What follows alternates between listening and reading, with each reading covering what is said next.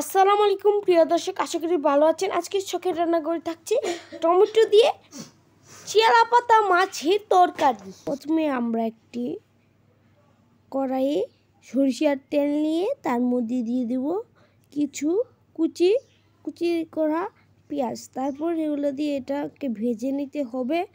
এটাকে আমরা ভেজে নেব যাতে পুড়ে না যায়, এটা খেয়াল রাখতে হবে। এটা নাড়াচাড়া করতেই থাকবো। আপনারা আমাদের চ্যানেলটা সাবস্ক্রাইব এবং ফলো করে দিবেন, লাইক শেয়ার কমেন্ট করবেন। তারপর এটা এরকম হয়ে আসলে তারপর আমরা এর মধ্যে দিয়ে দিব মরিচের গুঁড়ো, তারপর হলুদ গুঁড়ো, মরিচের গুঁড়ো, পরে জিরার গুঁড়ো, তারপর আবারও একটু মরিচ দিয়ে লবণ দিয়ে আমরা এটিকে আবারও মশলাটাকে ভালোভাবে মিশিয়ে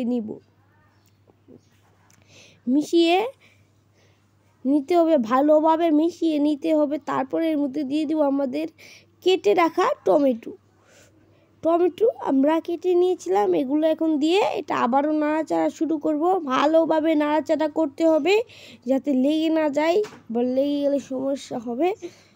আপনারা আমাদের চ্যানেলটা like share comment subscribe follow সব করে রাখবেন। আমাদের ছোট চ্যানেল, আমরা ছোট ইউজারদের সাপোর্ট করলে সাপোর্ট পাবেন নিশ্চিত।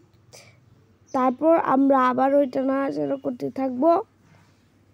নাড়াচাড়া করতে করতে আমরা স্বাধীন হয়ে যেতে পারি, তারপরে এটা ছাড়তে পারি না। নাড়াচাড়া ভালোভাবে করতেই হবে। নাড়াচাড়া করতে থাকবো করতে স্বাধীন হয়ে যাব। তারপরও এই নাড়াচাড়া ছাড়বো না। তারপর এটা আমরা 2-3 মিনিটের জন্য রেখে দিয়ে আবারও ফিরে আসলাম। তারপর এটার মধ্যে আমরা দিয়ে দিলাম আমাদের কেটে রাখা চেলা পাতা মাছগুলো দিয়ে দেব। আমরা এখানে চেলা পাতা মাছ বলি, আপনারা এগুলোকে কী বলেন আমরা জানি না। তারপর এটা আমরা নাড়াচাড়া করতে থাকবো। আপনারা আমাদের চ্যানেলটা ফলো সাবস্ক্রাইব করে রাখবেন, আমাদের ছোটো চ্যানেল। তারপর এর মধ্যে আমরা দিয়ে দেব 1 কাপ পরিমাণ পানি দিয়ে আমরা আবারও নাড়াচাড়া করব। নাড়াচাড়া করতে হবে, নাড়াচাড়া করতে স্বাধীন হয়ে যাব।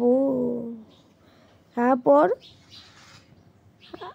আমরা এটাকে কিছুক্ষণের জন্য এভাবে রেখে তারপর আবারও নাড়াচাড়া শুরু করব।